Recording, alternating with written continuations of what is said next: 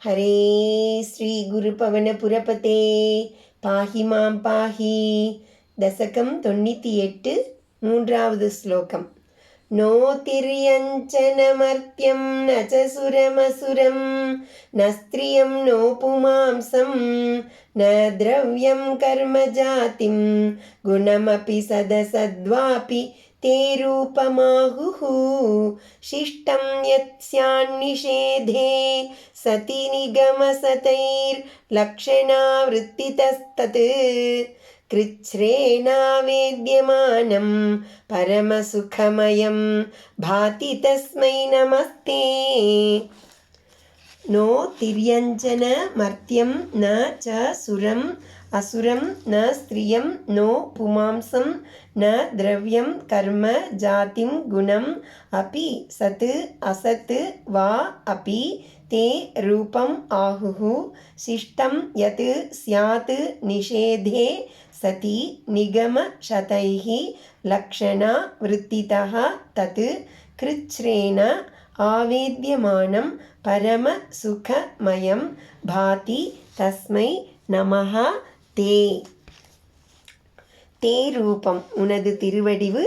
திரியஞ்சம் no குறுக்குவாட்டில் வளரும் விலங்கு பறவை வடிவம் அல்ல. மர்த்தியம் ந மனித வடிவும் அல்ல.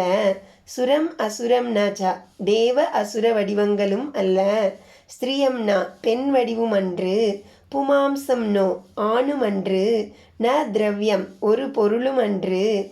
கர்ம வினையோ ஜாத்திங் குணம் அப்பி குறிப்பிட்ட ஒரு ஜாத்தியோ குணமோ அன்று.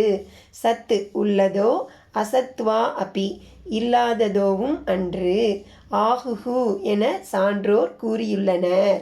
நிஷேதே சதி இதுவுமன்று என்று விளக்கிய பிறகு யத்து சிஷ்டம் எது எஞ்சி நிற்கிறதோ அது தத்து நிகமசதைஹி எண்ணற்ற உபநிடதங்களால் லக்ஷணாவிருத்திதா லக்ஷணை குறிப்பு பொருள் மூலம் விளக்கப்பட்டு கிருச்ரேன மிகவும் முயன்று சிரமத்துடன் ஆவேத்யமானம் அறியப்படுவதாகவும் பரமசுகமயம் யாவற்றுக்கும் மேலான பேரின்பமயமானதாகவும் பாதி பிரகாசிக்கிறது. தஸ்மை தே நமஹ அவ்வாறு விளங்கும் உனக்கு நமஸ்காரம்.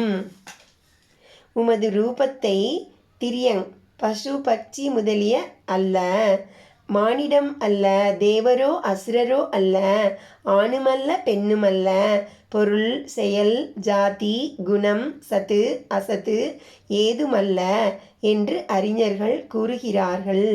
அல்ல அல்ல என்று காணும் பொருளெல்லாம் விளக்கப்பட்ட பின் எஞ்சியுள்ளது எதுவோ அதுதான் பிரம்மானந்தமயமாக பிரகாசிக்கின்றது என்று பல உதாரணங்களை கொண்டு கஷ்டப்பட்டு நூற்றுக்கணக்கான வேத வாக்கியங்களால் அறியக்கூடியதாக உள்ளது. அப்படிப்பட்ட ஸ்வரூபியான உமக்கு நமஸ்காரம்.